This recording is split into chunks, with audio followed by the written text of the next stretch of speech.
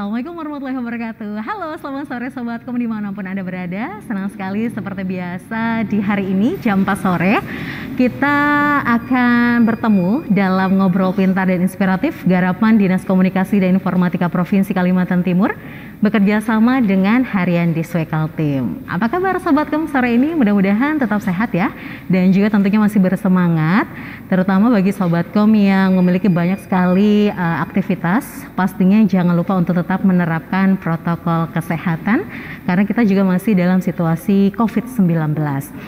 Nah, sobatkom, langsung dari launch Bank Kaltim Prioritas Jalan Awanglong Samarinda. Seperti biasa selama 1 jam ke depan, saya Nicita Heriananda Putri akan ngobrol asik dan juga menarik di hari ini bersama dengan narasumber-narasumber yang sudah dihadirkan di kesempatan sore kali ini. Dan sobatkom semua, karena kita juga masih dalam situasi pandemi COVID-19 tentunya yang melanda banyak negara di dunia termasuk juga di Indonesia. Nah, ini juga pastinya mempengaruhi banyak sekali aspek kehidupan. Salah satunya juga mempengaruhi aspek kehidupan di industri musik tanah air. Nah, meski begitu musisi-musisi ini tetap ditantang seperti itu ya untuk berkarya agar mereka juga masih tetap bisa terhubung dengan penggemarnya. Dan para pelaku di industri musik ini juga seperti musisi hingga mereka yang bekerja di belakang layar ini pastinya terdampak sekali dengan adanya COVID-19. Nah, di episode Ngopi Sore kali ini spesial dihadirkan narasumber-narasumber yang akan berbicara mengenai berkarya di tengah pandemi. Tapi sebelum ngobrol lebih lanjut, pastinya mudah-mudahan juga sobatkom hingga 1 jam ke depan masih bersama saya ya di Ngobrol Pintar dan Inspiratif persembahan Diskominfo Kaltim dan juga Harian Diswekaltim. Nah, baik, ini sobatkom, saat ini sudah bersama saya narasumber yang luar biasa sekali, spesial dihadirkan di Ngopi Sore episode ke-19. Tamu kita yang pertama, nah ini adalah seorang yang pastinya banyak sekali terlibat dengan para musisi di Kaltim, nih khususnya di Samarinda. Karena beliau ini merupakan pendiri dan juga anggota dari band YK Samarinda dan juga merupakan Ketua Persatuan Artis, Penyanyi, Pencipta Lagu dan Pemusik Republik Indonesia Kota Samarinda. Selamat sore Bang Muhammad Yusuf Kun. Selamat sore Mbak. Saya panggilnya Bang Yusuf aja ya. Bang Yusuf aja biar lebih mudah. Biar lebih mudah. Salam musik Indonesia, kita semua satu. Iya, salam musik Indonesia, kita semua satu. Itu jargonnya ya. Baik, apa kabar Bang Yusuf hari ini? Kabar baik. Kabar baik, sehat ya? Sehat, alhamdulillah. Meskipun di tengah situasi COVID-19 ini ya. Ya, tetap dengan menjaga protokol kesehatan itu yang harus kita perhatikan dalam beraktivitas, baik bekerja maupun berkarya, Mbak. Iya. Baik, nanti kita akan ngobrol-ngobrol lebih jauh ya mengenai Bang Yusuf sendiri. Ini salah satu anggota band YK Samarinda dan juga Ketua Papri. Kota Samarinda. Nah, sobatkom semua, ini juga ada narasumber kita yang kedua. Tamu spesial ini juga sudah tidak asing lagi namanya. Nah, beliau ini banyak karya beliau ini yang sudah dikenal dan dinyanyikan oleh musisi-musisi tanah air di Indonesia. Musisi asal Samarinda ini pastinya sudah bisa dikatakan juga menembus dominasi nasional dengan karyanya. Dia langsung saja kita sapa. Assalamualaikum Bang Novi Umar. Waalaikumsalam warahmatullahi wabarakatuh. Selamat sore. Sore. Sehat ya Bang Umar? Alhamdulillah sehat. Saya manggilnya Bang Novi Umar apa Bang Umar nih? Novi. Oh, Novi aja, berarti akrab ya. Gimana nih Bang aktivitasnya nih selama pandemi ini? Ya masih terus berkarya ya, karena saya sih pengen terus berkarya, bukannya apa sih, saya pengen kalau misalnya saya nanti udah sampai umurnya orang akan mengenang karya-karya saya sih, itu sih. Makanya apapun kondisinya akan terus berkarya. Oke, nanti kita akan ngobrol-ngobrol lebih lanjut ya. Nah, Sobatkom, kita juga ini punya bintang tamu yang sangat spesial juga nih. Di episode ke-19 ini ada kehadiran bintang tamu yang juga berasal dari Kota Samarinda, tapi punya bakat banyak sekali seperti menulis lagu, bermain musik, dan juga ketenaran yang luar biasa.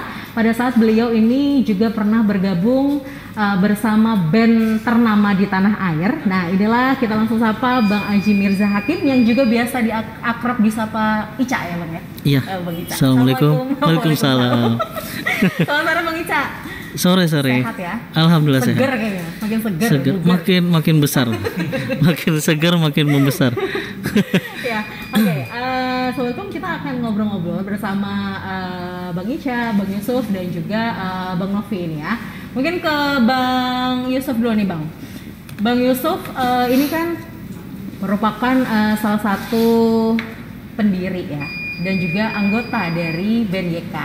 Nah, band YK sendiri ini unik ya Bang ya, karena dia jazz tapi digabung dengan musik etnik seperti itu. Nah, mungkin Sobatkom juga pengen tahu lebih dalam, bisa diceritain nggak? Ini band YK ini sebenarnya bagaimana sih seperti itu? Berarti saya bercerita tentang apa nih, sejarah YK dulu ya sedikit. Asal mula kenapa bisa terbentuk boleh band YK. Dilepas nggak ini ya, supaya boleh.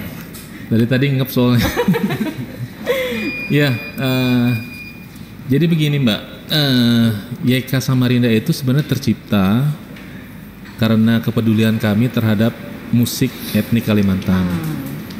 Pada suatu saat kami nonton di Java Jazz, kami nonton di beberapa jazz festival, itu saya dan teman-teman tuh merasa iri. Ada seorang balawan memainkan gitar dengan gaya Bali. Ada seorang Tofati memainkan gitar dengan gaya Sundanya. Ada Doni Suhendra memainkan gitar dengan gaya Jawanya. Nah, saya berpikir ini yang orang Kalimantan memainkan gitar dengan gaya Kalimantannya sampai ini kok belum ada gitu loh. Nah, dari situlah kami muncul ide membuat satu instrumen jazz tapi dibalut dengan etnik Kalimantan atau musik etnik Kalimantan yang dibalut dengan nuansa musik jazz.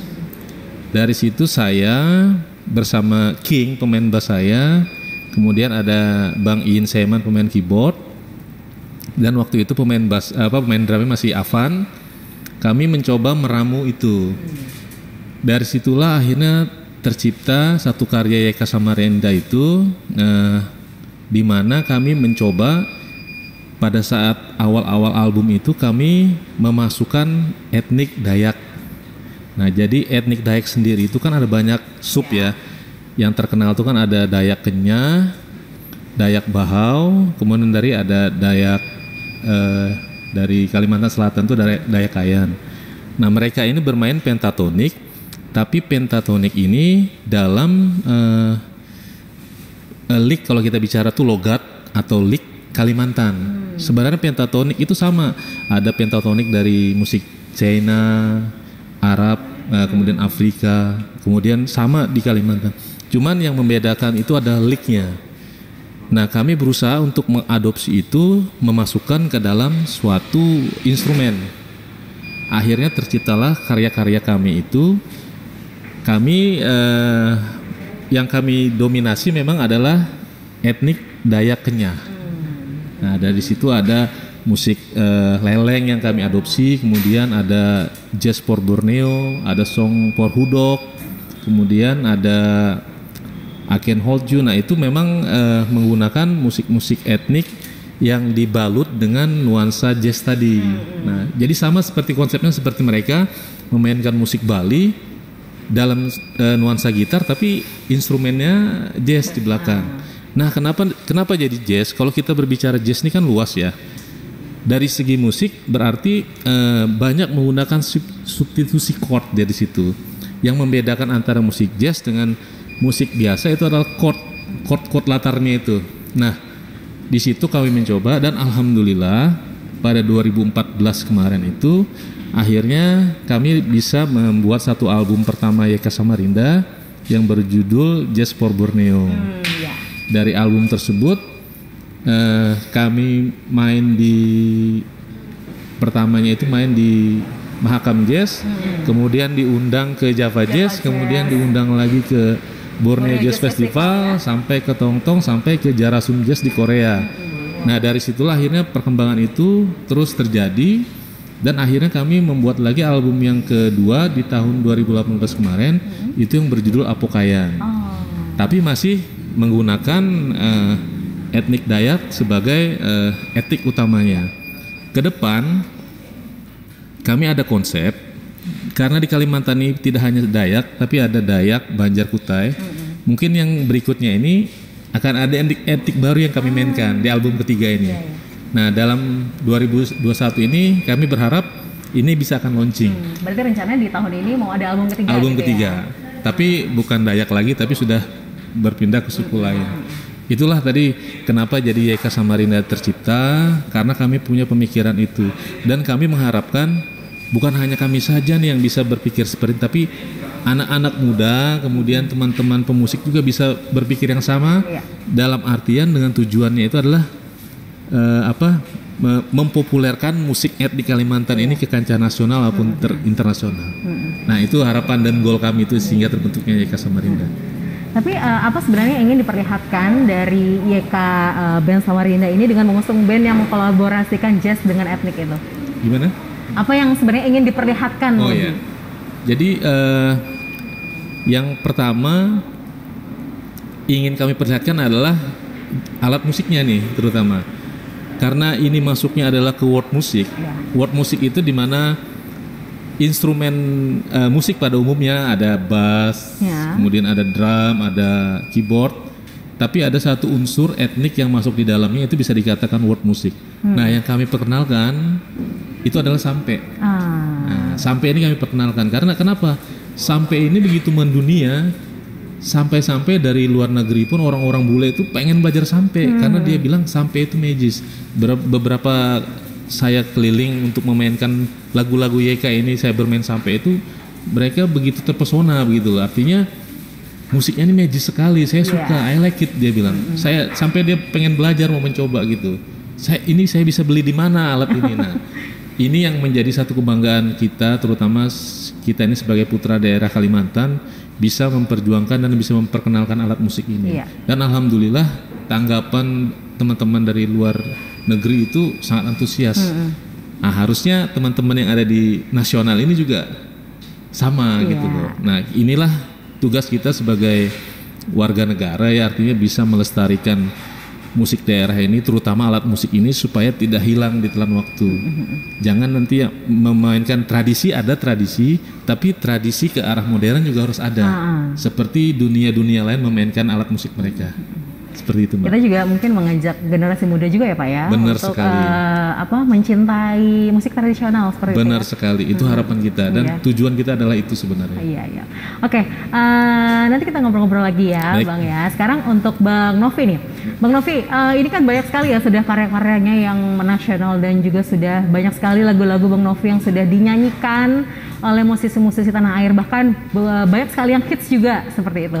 Nah, boleh mungkin diceritain sedikit kepada Sobatkom semua sejarah atau mulai karirnya Bang Novi ini seperti apa dari awal sekali hingga sekarang ini sudah banyak sekali dikenal oleh masyarakat. Kalau dibilang banyak belum juga banyak sih sebenarnya. Nggak sebanyak Bang Ica lah ya. Oh, merendah.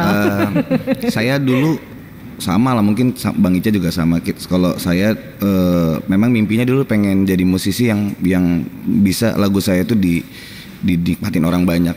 Makanya saya di embrio tahun 2000 saya berangkat ke Jakarta juga, menawarkan beberapa demo saya ke beberapa label juga, perusahaan rekaman di sana. Cuman memang waktu itu di 2003 kita bisa masuk di Virgo Ramayana. Produsernya waktu itu album pertama saya Ridho Hafiz, orang Samarinda juga yang berkarir di Belantika Musik Indonesia. Dia menjadi produser di album pertama. 2004 saya memutuskan untuk keluar. Tapi saya masih punya penasaran. Saya waktu itu saya merasa gagal karena lagu saya udah keluar tapi tidak bisa dinikmati orang banyak. Mungkin karena perusahaan rekaman saya masih perusahaan rekaman yang menengah gitu. Saya bilang saya harus masuk perusahaan rekaman besar supaya lagu saya bisa tergaungkan dengan baik. Banyak berbagai cara saya tetap mengirimkan demo dan akhirnya ajang pencarian bakat yang memasukkan saya kembali ke Belantika Musik Indonesia. Waktu itu ada Cipta Lagu Populer ya, Cilapop 2006. Alhamdulillah saya jadi juara di lomba itu. Belum juga dikontrak sebenarnya, tapi udah jadi akses saya untuk bisa masuk ke Belantika Musik Indonesia lagi. Nah, setahun kemudian saya menang lomba Cipta Lagu Mamma Mia. Waktu itu ada Malu-Malu Tapi Mau yang nyanyiin Eka. 2007 setahun kemudian. Nah, beberapa bulan kemudian baru Pak Yan Juwana itu telepon saya, ngajak saya untuk bergabung di Sony Music. Di 2007 saya bergabung di Sony Music. Lagu pertama yang saya ciptain ya Aku Bukan Boneka untuk ya waktu itu Aku Bukan Boneka Rini. Ya. Nah, habis itu baru ya ada Cinta Laura, Pingkan Mambo, Indra Bekti dan yang lain-lain. Jadi sebenarnya kalau sekarang sih lebih mudah ya, karena kalau dulu saya harus ke Jakarta dulu. Nah, kalau sekarang kita sudah ada banyak sekali cara untuk bisa dikenal orang. Bahkan dari manapun kita bisa dikenal. Contoh kayak sekarang itu banyak sekali kayak konten kreator, contohnya dari Samarinda yang juga dikenal di Indonesia gitu, dan dia hanya berkarya di Samarinda saja gitu sih. Jadi ya cukup panjang sih, cuman ya dinikmati. Saya tipikal orang yang suka menikmati proses sih. Oke, berarti mulai lebih ini ya sejak tahun 2006 ya? Kembali ikuti lagi ajang Cilapop itu ya? Cilapop. Baik, nanti kita ngobrol-ngobrol lebih lanjut juga. Sobatkom masih ada nantinya satu narasumber yang belum bercerita mengenai kisah perjalanan karirnya di Belantika Musik. Dan tentunya jangan kemana-mana, tetap di Ngopi Sore, ngobrol pintar dan inspiratif. Kita akan kembali setelah pesan-pesan berikut ini.